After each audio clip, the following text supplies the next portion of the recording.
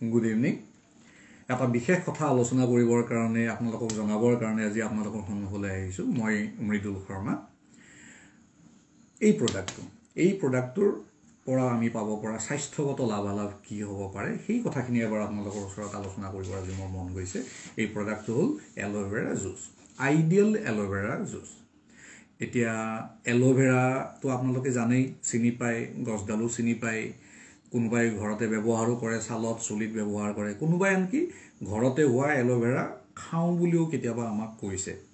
কিন্তু তাতে এটা কথা মই জনাই থ'ব বিচাৰিছোঁ, এটা সৰু পাৰ্থক্য থাকিব খাব পৰা খাব নোৱাৰা এল'ভেৰাৰ ওপৰত। যেনে আজি এই বাৰিষা বতৰ হ'ল, আপোনাৰ আমাৰ ঘৰৰ আশে পাশে বৰষুণ পৰাৰ লগে লগে জেকা অৱস্থা হোৱাৰ লগে লগে কেইটামান কাঠফুলা কিছুমান গজি উঠে, বেংচটা কিছুমান গজি উঠে, যিবিলাক আমি খাব নোৱাৰোঁ। সেইবোৰে বিষাক্ত হয়, খালে কেতিয়াবা মানুহৰ মৃত্যু পৰ্যন্ত হয়। কিন্তু কাঠফুলা এনেকুৱাও আছে যিটোৰ বিজ্ঞানসন্মতভাৱে খেতি কৰা হয়, সেইটো আমাৰ স্বাস্থ্যৰ কাৰণে খুব ভাল, প্ৰটিন ৰিচ ফুড হয়। এতিয়া কোনোবাটো কাঠফুলা আমাৰ কাৰণে উপকাৰী, কোনোবাটো খালে মানুহৰ মৃত্যু পৰ্যন্ত হয়, ভয়ানক। একেই কথা এল'ভেৰাৰ ক্ষেত্ৰতো খাটে। 314টা প্ৰজাতি আছে পৃথিৱীত এল'ভেৰাৰ মুঠতে। তাৰে ভিতৰত মাত্ৰ 4টা প্ৰজাতি এনেকুৱা যিটো আমি খাব পাৰোঁ। আচলতে সেই 4টা খাব পৰা প্ৰজাতিৰ ভিতৰত যিটো বেষ্ট কোৱালিটি এল'ভেৰা, তাৰ নাম হৈছে এলো বাৰ্বানেনচিছ মিলাৰ। তাৰ চাইণ্টিফিক নেম, এইটো এটা ইজিপচিয়ান ভেৰাইটি হয়।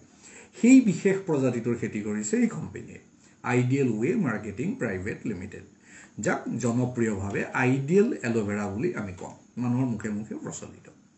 2009 চনৰ পৰা এই এটা প্ৰডাক্ট লৈ পেলাই যোৱা 12 বছৰে কোম্পানীয়ে 100% মানি বেক গেৰাণ্টি দি কাম কৰিছে। 100% মানি বেক গেৰাণ্টি, তাৰ মানে কি? তাৰ মানে হ'ল যে এই প্ৰডাক্টটো যদি এজন মানুহে ৰেগুলাৰলি ইউজ কৰি আছে আপ টু 6 মান্থ, ইয়াৰ পৰা কোনো ধৰণৰ ৰিজাল্ট পোৱা নাই, কোম্পানীয়ে কৈছে যে খালী বটলকেইটা আমাক ঘূৰাই দিব, আমি 100% টকা ৰিটাৰ্ণ কৰি দিম। কিহৰ ওপৰত দিছে এনেকুৱা ধৰণৰ এটা অসাধাৰণ মানি বেক গেৰাণ্টি? সেয়া হ'ল এজন মানুহৰ শৰীৰত হ'ব পৰা যিকোনো ধৰণৰ বেমাৰ, হাৰ্টৰ অসুখ, নাৰ্ভৰ অসুখ, pressure, sugar, thyroid, uric acid, গেষ্ট্ৰিকৰ প্ৰব্লেম, কিডনী ষ্টোন, লিভাৰৰ problem, jaundice, urine infection, sexual problem, লেডিজখিনিৰ পাৰ্চনেল প্ৰব্লেম আছে, হোৱাইট ডিচাৰ্জ, পিৰিয়ড ইৰেগুলাৰ, পিৰিয়ডৰ টাইমত পেইন, এংজাইটি, ডিপ্ৰেশ্যন, চুলি সৰা প্ৰব্লেম, ছালৰ প্ৰব্লেম, অভাৰৱেইট, কনষ্টিপেশ্যন, পাইলছৰ problem, arthritis, migraine, back pain, চুলি সৰা প্ৰব্লেম, চকুৰ প্ৰব্লেম, এই ধৰণে 200 বিধৰ ওপৰৰ বেমাৰত এই প্ৰডাক্টটোৱে কাম কৰে। কেৱল এনেকুৱা লাগিব পাৰে যে শুনি এনেকুৱা লাগিব প্ৰথমবাৰতে এটা প্ৰডাক্ট ইমানবোৰ বেমাৰত কাম কৰিব পাৰেনে? সঁচানে কথাটো?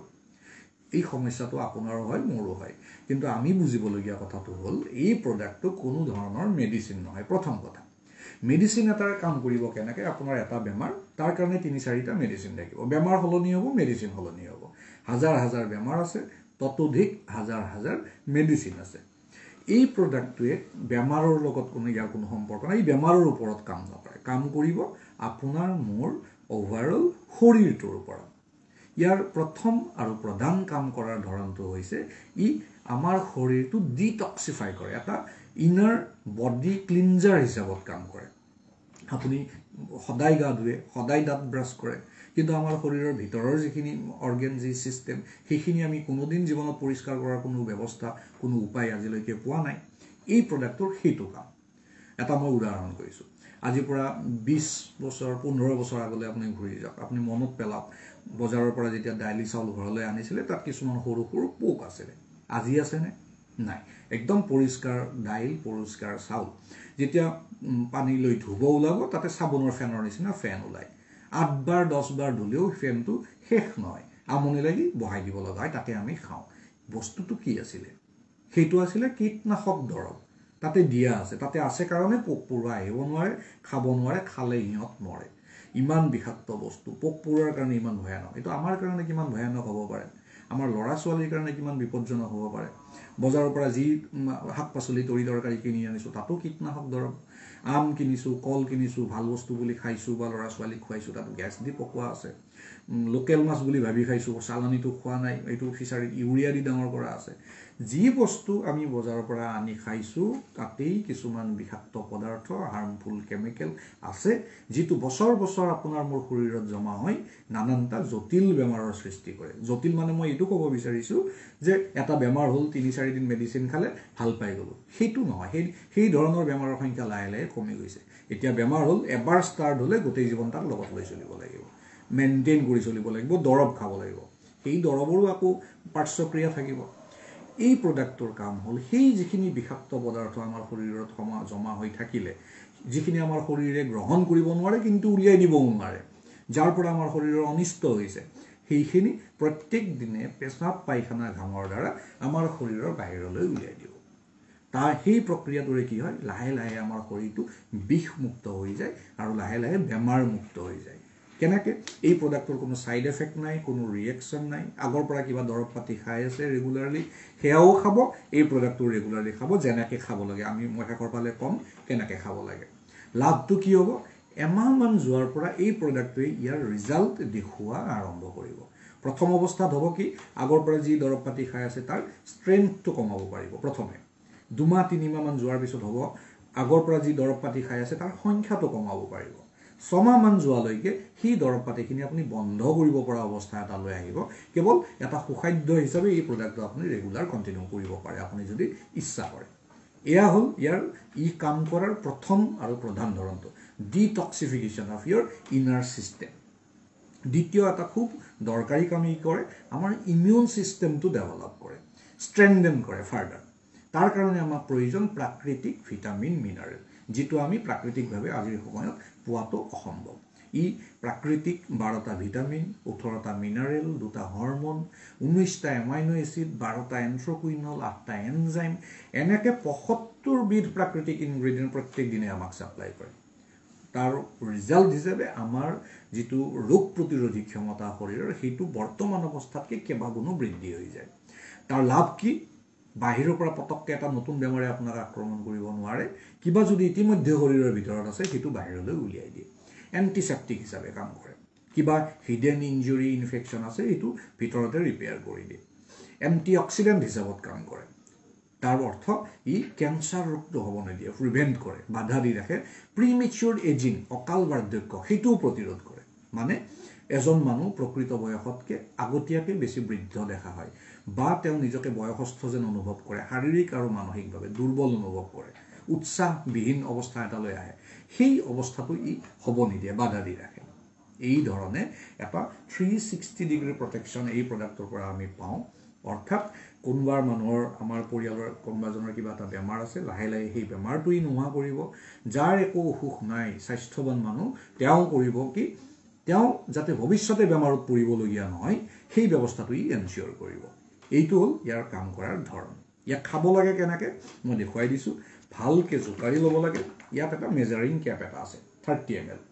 এই কেপটোৰে 1 কেপ এল'ভেৰা জুচ, এইটো কেপেৰেই 2 কেপ কুহুমীয়া গৰম পানী কাপ এটাত মিহলাই ল'ব। ৰাতিপুৱা খালী পেটতে এবাৰ, আৰু ৰাতি ভাত খোৱাৰ আধা ঘণ্টা আগত এবাৰ। কোনে খাব? ঘৰৰ প্ৰতিজন মেম্বাৰে খাব। যাৰ কিবা অসুখ আছে তেওঁ খাব, যাৰ একো অসুখ নাই তেওঁ খাব। সৰু ল'ৰা ছোৱালীৰ পৰা একেবাৰে বয়োজ্যেষ্ঠজনলৈকে। সৰু ল'ৰা ছোৱালীৰ ক্ষেত্ৰত 5 বছৰৰ পৰা 8 বছৰৰ ভিতৰত যদি ল'ৰা ছোৱালী আছে, তেওঁলোকে আধা কেপ খাব, 15 ml, তাৰ লগত 1 কেপ কুহুমীয়া গৰম পানী। আৰু 8 বছৰ সম্পূৰ্ণ হোৱাৰ পৰা একেবাৰে জ্যেষ্ঠ অৱস্থালৈকে 1 কেপ এল'ভেৰাৰ লগত 2 কেপ কুহুমীয়া গৰম পানী। এটাই মাত্ৰ বাধা নিষেধ থাকিলে, ৰেষ্ট্ৰিকশ্যন থাকিলে মহিলাসকলৰ ক্ষেত্ৰত, যদি প্ৰেগনেঞ্চি আছে, পিৰিয়ডছ চলি আছে, সেই সময়খিনি এভইড কৰিব। তাত বাহিৰে বেলেগ ৰেষ্ট্ৰিকশ্যন ইয়াৰ নাই। এতিয়া বজাৰত 100-150 কোম্পানী আছে, এল'ভেৰা বিভিন্ন নামত, বিভিন্ন দামত বিক্ৰী কৰিছে। 200 টকা প্ৰতি লিটাৰৰ পৰা আৰম্ভ কৰি 3200 টকা প্ৰতি লিটাৰলৈকে এল'ভেৰা বজাৰত পোৱা যায়। আইডিয়েল এল'ভেৰা 1 লিটাৰৰ দাম হ'ল 800 টকা। 3200 টকাৰ লগত তুলনা নকৰিলোঁ, তাতকৈ যথেষ্ট ইকনমিক ৰেটত পোৱা গৈছে। 200 টকীয়া এল'ভেৰাৰ লগত তুলনা এটা আহিব পাৰে, আপুনিও কৰিব পাৰে যে মই 200 টকাতে 1 লিটাৰ এল'ভেৰা পাই আছোঁ, 800 টকাৰে কিয় খাব লাগে? তাৰ কথাটো এইটোৱেই, 200 টকীয়া এল'ভেৰা 20 লিটাৰ খাই আপুনি যিটো ৰিজাল্ট পাব, ইয়াৰ 1 লিটাৰৰ পৰা সেইটো তাতকৈ বেটাৰ ৰিজাল্ট পাব। কাৰণ এইটো কনচেনট্ৰেটেড এল'ভেৰা। এই এনেকুৱা 1 লিটাৰ এল'ভেৰাৰ পৰা 20 লিটাৰ এল'ভেৰা চিৰাপ তৈয়াৰ কৰিব পাৰি, লিকুইড তৈয়াৰ কৰিব পাৰি। সেই হিচাপত তাতকৈ এইটো বেছি ইকনমিকেল হৈ আছে আৰু এটাই মাত্ৰ প্ৰডাক্ট আজি ছ'চিয়েল মিডিয়া ইমান ষ্ট্ৰং আপুনি যদি বেয়া পালে প্ৰডাক্টটো আপুনি দুটা আজি ফেচবুক হোৱাটছআপ টুইটাৰ ইনষ্টাগ্ৰাম আপুনি লিখি দিলে এই প্ৰডাক্টটো একেবাৰে কাম নাই ইয়াৰ পৰা মই কোনো উপকাৰ নাপালোঁ টকা পইচা এনেই গ'ল বহু মানুহে আপোনাক সমৰ্থন কৰিব যদি এই প্ৰডাক্টৰ পৰা সঁচাকৈ ৰিজাল্ট কোনেও পোৱা নাই আৰু তেনেকুৱা এটা নিগেটিভ কথা এটা প্ৰচাৰ হৈ গ'লে এটা ৰাতিৰ ভিতৰতে কোম্পানী বন্ধ হৈ যাব পাৰে কাৰণ কালি কিবা এটা বেলেগ বিক্ৰী কৰিবৰ কাৰণে কোম্পানীয়ে তেনেকুৱা কোনো প্ৰডাক্ট তৈয়াৰ কৰা নাই ইমানখিনি ৰিস্ক লৈ কেৱল এইটো প্ৰডাক্টৰ কোৱালিটিৰ ওপৰত নিৰ্ভৰ কৰি ইয়াৰ ৰিজাল্টৰ ওপৰত ভৰসা কৰি কোম্পানীয়ে যোৱা 12 বছৰে 100% মানি বেক গ্যাৰান্টি দি পেলাই এই প্ৰডাক্টটো আমাৰ মাজলৈ উলিয়াই দিছে এই য়েলো বাৰ্বাডেন্সিছ মিলাৰৰ খেতি কৰিছে আপোনাৰ অৰ্গেনিক ফাৰ্মিং হয় ৰাজস্থানত ইয়াৰ অৰ্গেনিক ফাৰ্ম আছে কোনো ধৰণৰ পেষ্টিচাইড কেমিকেল সাৰ ইয়াত ব্যৱহাৰ নকৰে ইয়াৰ হেড অফিচ আছে ৰায়পুৰ উত্তৰাখণ্ড ৰিজনেল অফিচ আছে শিলিগুৰি আৰু আমাৰ ওচৰে পাজৰে গাঁৱে ভূঞে চুকে কোণে ইয়াৰ পৰা কিছুমান ফ্ৰেঞ্চাইজি আছে যাৰ পৰা আমি প্ৰডাক্টটো অতি সহজতে পাব পাৰোঁ এইখিনি কথা মই আপোনাক জনাব বিচাৰিছিলোঁ আজি এই সন্ধিয়া মনোযোগ দি কথাখিনি শুনাৰ বাবে আন্তৰিক ধন্যবাদ জনাইছোঁ গুড নাইট